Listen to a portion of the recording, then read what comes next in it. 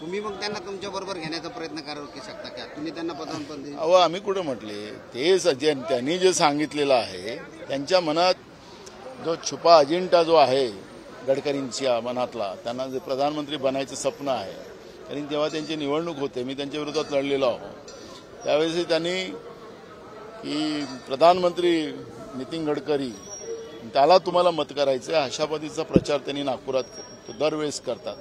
त्यामुळे त्यांच्या मनात इच्छा आहे, एकदा झालं तर बरं होऊन जाईल म्हणून आमची इच्छा आहे त्यांनी व्हावं. पण असं कोणी त्यांना ऑफर दिलेली होती विरोधकांनी, त्याचंही नाव त्यांनी सांगावं. पण त्यांनी प्रधानमंत्री बनण्याच्या शुभेच्छा आमच्या आहेत.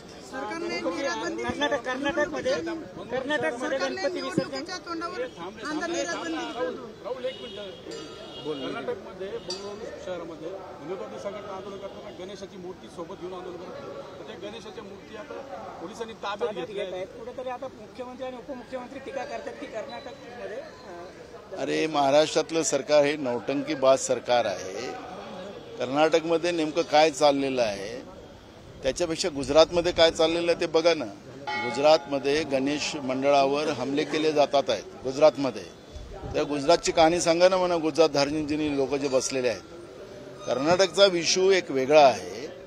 काही लोक गणपतीच्या मूर्तीची विटंबना करू इच्छितात आहेत आणि तिथलं सरकार आमचं गणपतीच्या मूर्तीचं विटंबना होऊ नये याची काळजी आमचं सरकार करते आहे.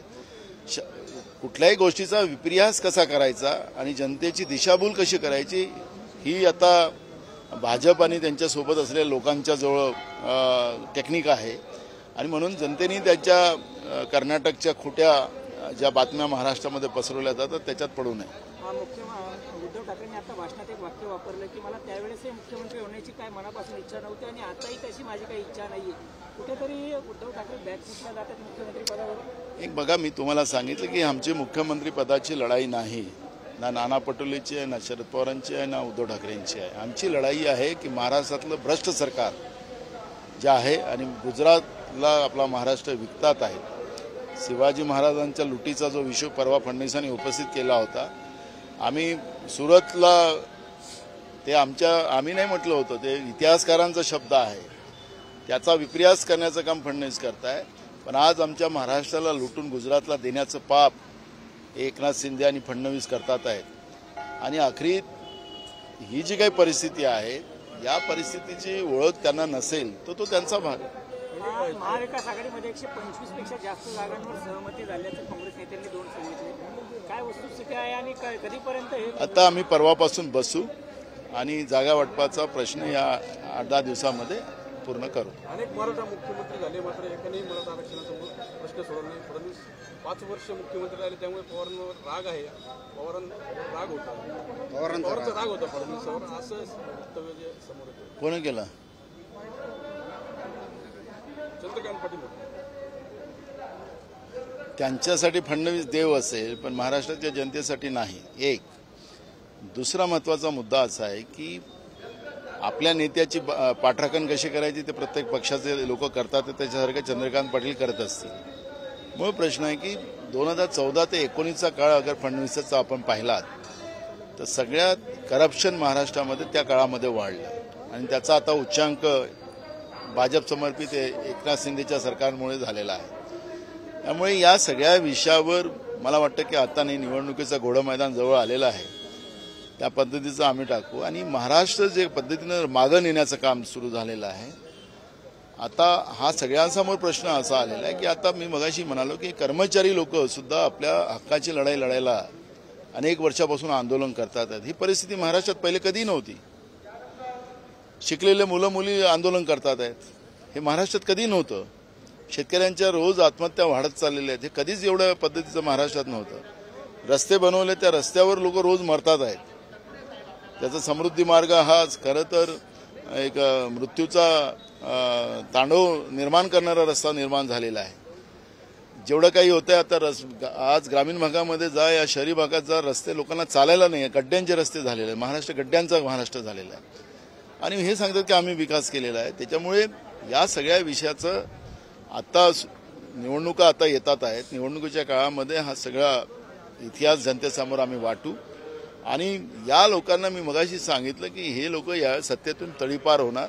हे जे या पद्धतीनं भर गरमीमध्ये जॅकेट घालून फिरतात, यांचं जॅकेट आता लोक उतरवतील अशी परिस्थिती आज महाराष्ट्रात आहे. राजेश टोपे आणि रोहित पवार यांनी जांतरवाडी सराटीत लाठीचार्ज झाला, ते आंदोलन पेटवण्याचं धगधवण्याचं काम केलं असं देखील छगन भुजबळ रोहित पवार पण म्हणतात मी गेलो होतो, रात्री भेट दिली होती. मला मुद्दा असा आहे की सरकार आहे महाराष्ट्रात आणि सरकार हेच आहे,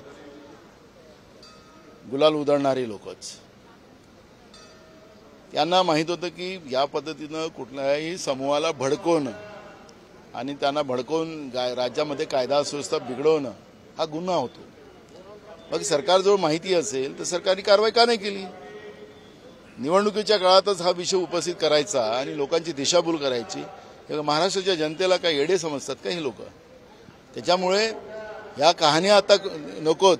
पहिले पोटाचं सांगा, या राज्याच्या जनतेचं सन्मानाचं सांगा, सगळ्यांना न्याय मिळाला की नाही ते सांगा. पण अशा पद्धतीच्या दिशाभूल करण्याचे वक्तव्य त्यांनी करू नये एवढाच आमचा त्यांना सल्ला आहे. काँग्रेसमध्ये सध्या इन्कमिंग सुरू झालेलं आहे. महायुतीतील किती नेते अजून संपर्कात आहे आणि काय नेमके मोठे? मी मला मागच्या काळातही सांगितलं होतं की एक आमचा नांदेडचा स्वयंभू मोठा नेता चालला गेला. त्यावेळेस मी सांगितलं की जे जातात ते जाऊ द्या, पण एक काळ असा येणार की मोठ्या संख्येनं काँग्रेसमध्ये लोकांचं येण्याचं सुरू झालेलं आहे. प्रत्येक वेळेवर आम्ही तुम्हाला दर 4 दिवसात 5 दिवसात एक माणूस आमच्याकडे येताना आपण पाहणार आहे. मोठे नेते कोण कोण संपर्कात? तुम्हाला सांगतो ना, आता संपर्कात तर तुम्हाला लोक आता येताना तुम्हाला दिसेल. पण ज्याची जरूरत असेल त्यालाच घेऊ, ज्याची जरूरत नसेल त्याला घेण्याचं कुठले कारण नाही.